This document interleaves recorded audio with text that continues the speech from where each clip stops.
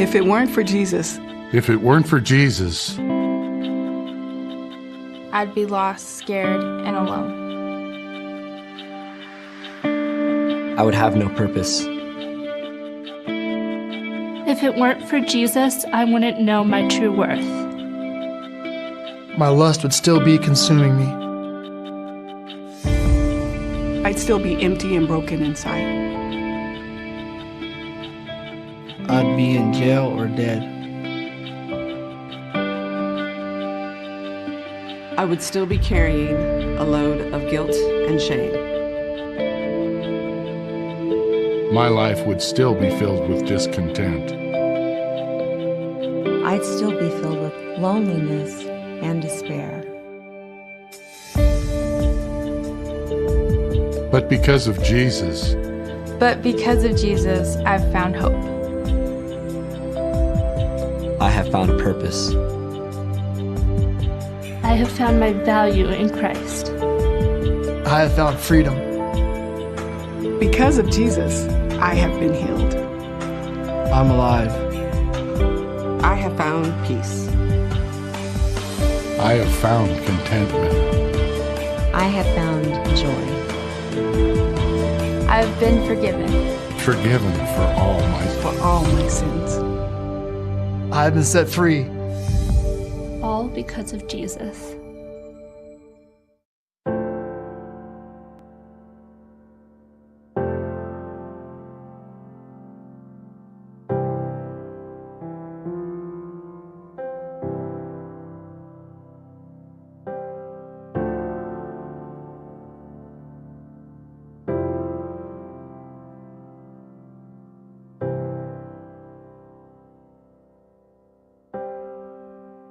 Caught up in your presence,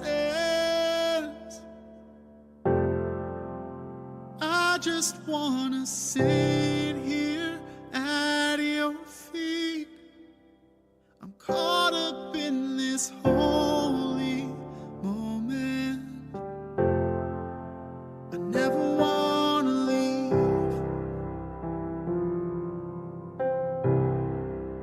Oh, I'm not here for blessings.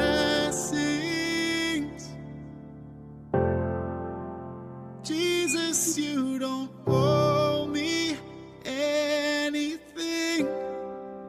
And more than anything that you can do, I just want you.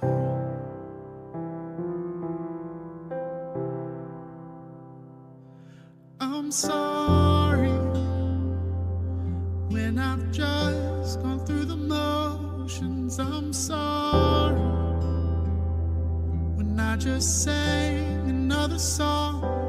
Take me back to where we started. I open up my heart to you.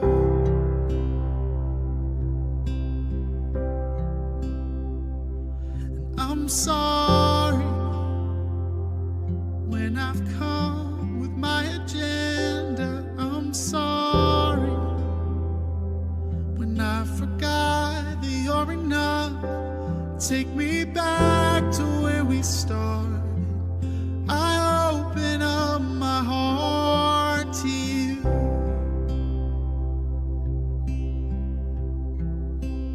Caught up in your presence,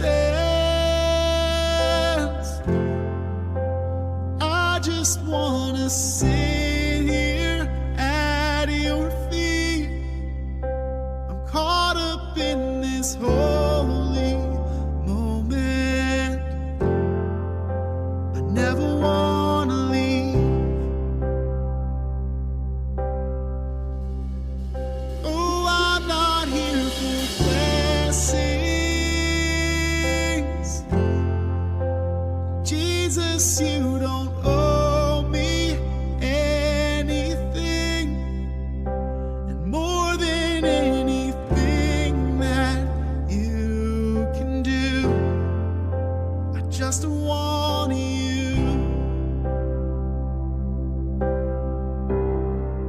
I just want you. Nothing else. Nothing nothing else, nothing else will do.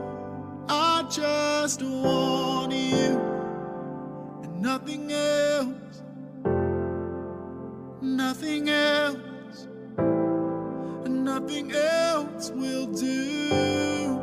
I just want you and nothing else, nothing else, nothing else will do. I just want you, nothing else, nothing else, nothing else will do. I just want you, nothing else, nothing else, nothing else will do. I just want you, nothing else, nothing else, nothing else will do.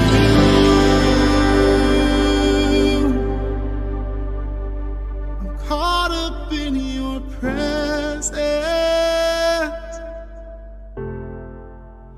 I just wanna sit here at your feet. I'm caught up in this holy moment. I never wanna leave.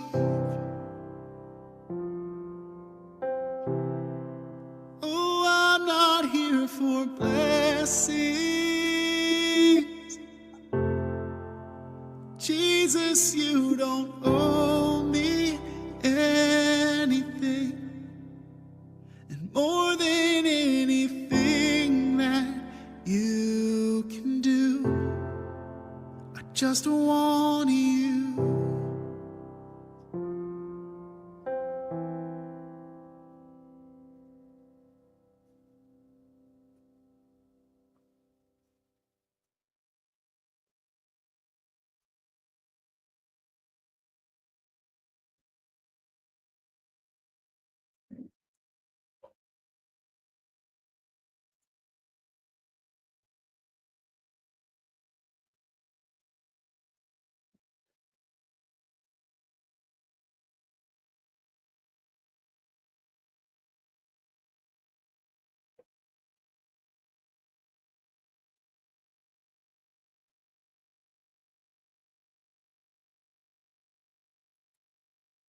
Good morning.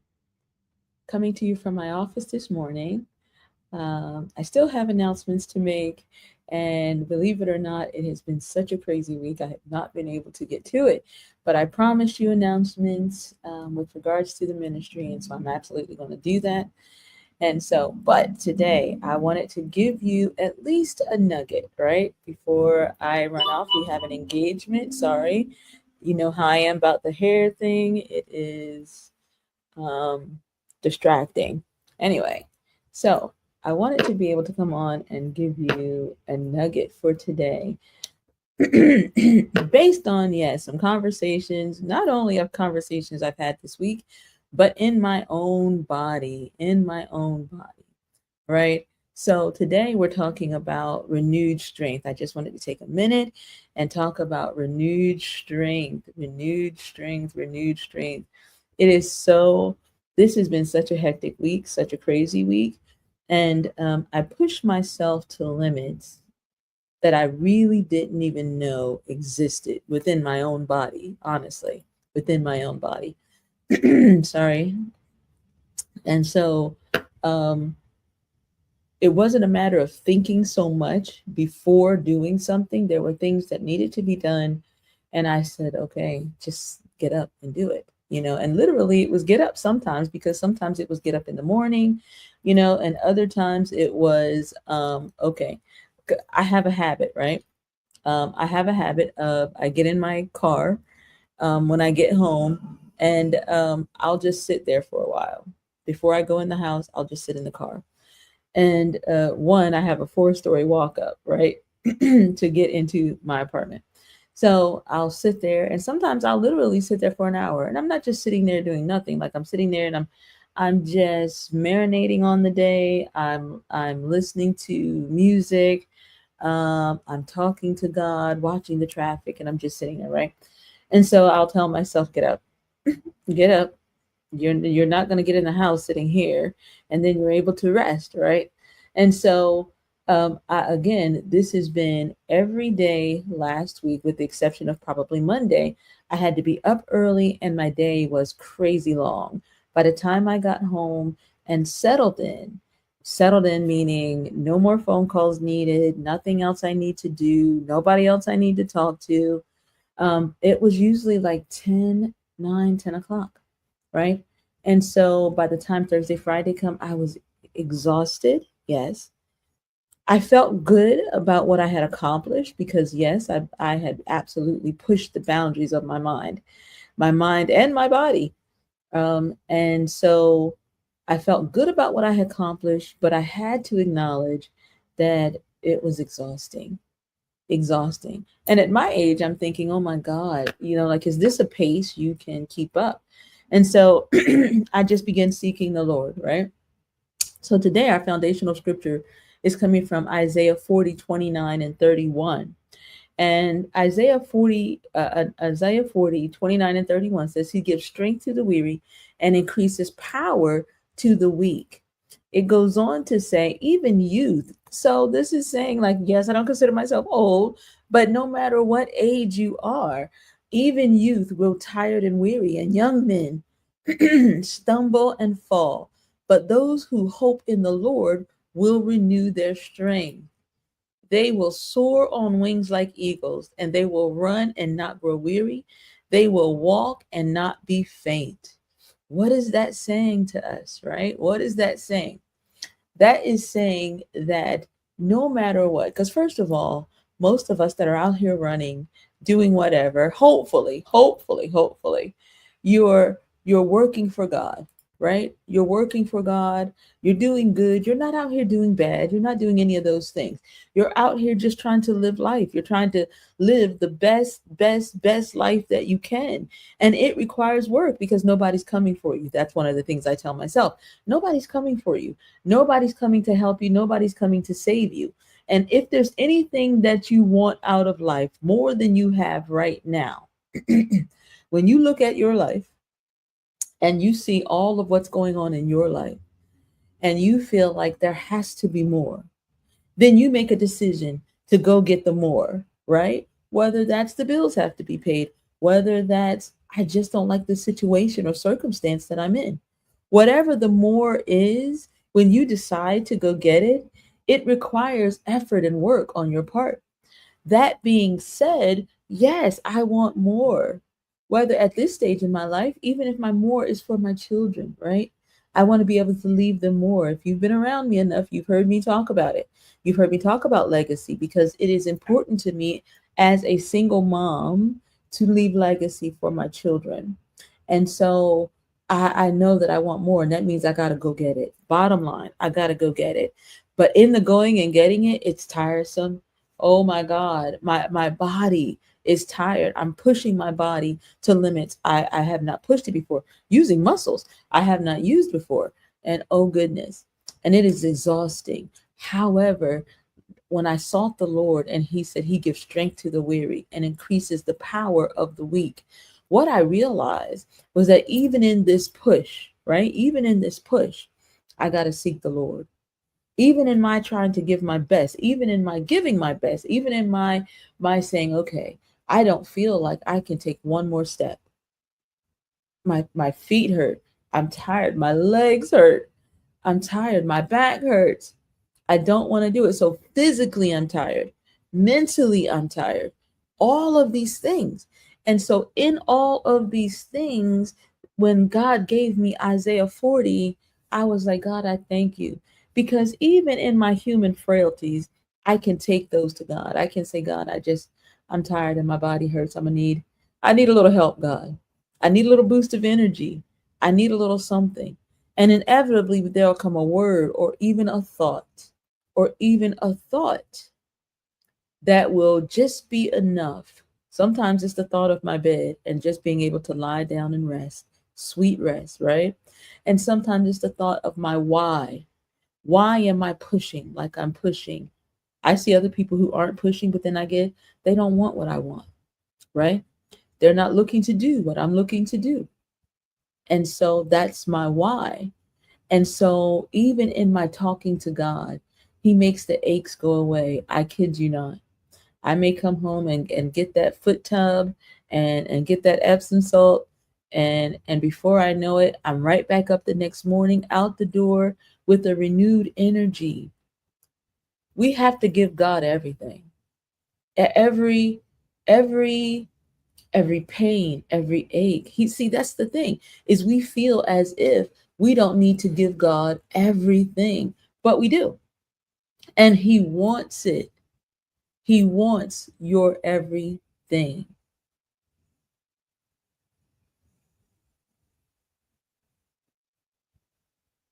He wants your everything. Sorry. He wants everything. But we have a tendency to keep parts from God, right? Just some parts. Like we will give him all the big major stuff, right? When it comes down to I don't know which way to go, right? Lord, can you help me? Because then we have exhausted our limits. And because we are at our wits' end, we seek God at that point. Do you know that you would have more peace and more rest if you sought God early on? If you sought God before the problem was insurmountable, you probably would have had the answer before the problem was insurmountable. Before you were exhausted, God probably would have opened up a door, showed you a way, right? While he is an omnipotent God, he is also a gentleman. If you don't invite him in, he doesn't bombard the recesses of your soul. He doesn't bombard your house, right? Because he's a gentleman. He has to be invited in. And so invite him in your everyday. Make it a practice to be able to get up in the morning and say, God, I don't know what I'm facing today, but I'll invite you into this space. My mind, my heart, my soul, God. Help me to stay focused on the things of you, because you are absolutely concerned about the things of mine, right? I have found, literally, I have to say that when I'm talking about my experiences, I have found so much more peace in relying on him to show me the way, give me an answer, whatever it is. And he does, like literally. I know that my subconscious is struggling with something when I dream about it. Something's bothering my spirit. It's warring with my soul. Maybe it's I have to say something to a person or deal with a person that I haven't wanted to deal with. I don't want to have to flex or pull up, right? But you will continue to do things, and I have to do that, right? And so I don't want to have to, but it makes me have to do that. And sometimes that thing will bother me so bad, and I'll know that I absolutely have no solution for it, and I have to seek God's wisdom when I start dreaming about it. That's what I know. When it is bothering my subconscious that bad that I start dreaming. And so at that point, I now am restless, but I didn't have to get there. I didn't have to get to the point of allowing something to just sit in war in my soul and be restless. I could have taken it to God. I could have invited him in well before that point, right? And said, God, I just need you to give me an answer, give me a solution. I need you to manage this situation. I need you to step in right now. God, I don't like this job. Show me where I can go. Open a door, Father. Show me what you have for me. See, we forget that God's good pleasure is for the best for you. He said, I know the thoughts that I have for you, thoughts of good, not of evil, to bring about an expected end. He wants you to prosper. He wants you to be healthy, happy, and whole. And if he wants you to be happy and the thing that you're in is not making you happy, have you sought him specifically? Don't give God, the whitewashed, all kinds of stuff, right? Specifically, God, I don't like this job. I'm thankful for it. I'm grateful for it. Yes, you opened a door when maybe there wasn't another door. So I'm thankful for it. But God, I need a little help. This is what I'd love to do, God. Show me how. Show me where I must go. Take the wheels. Take the wheels. He is ready, willing, and able to do what he says is exceedingly abundantly above all you could ask or think, according to the power that works in you. See, you have the power. You have the power to change things. You have the power to ask. He said, ask and it shall be given unto you. Good measure. Shake, pressed down, shaken together, and running over. Right? All these things are promises for you. But have you asked? Specifics. Have you asked? Unfortunately, beloved, I've got to get ready to run, but I wanted to stop and bring you this elevated moment. Yes, that's a good name. We might like that, right? I wanted to bring you this elevated moment because I want you to know that everyone gets tired. Isaiah 40 tells us that, right?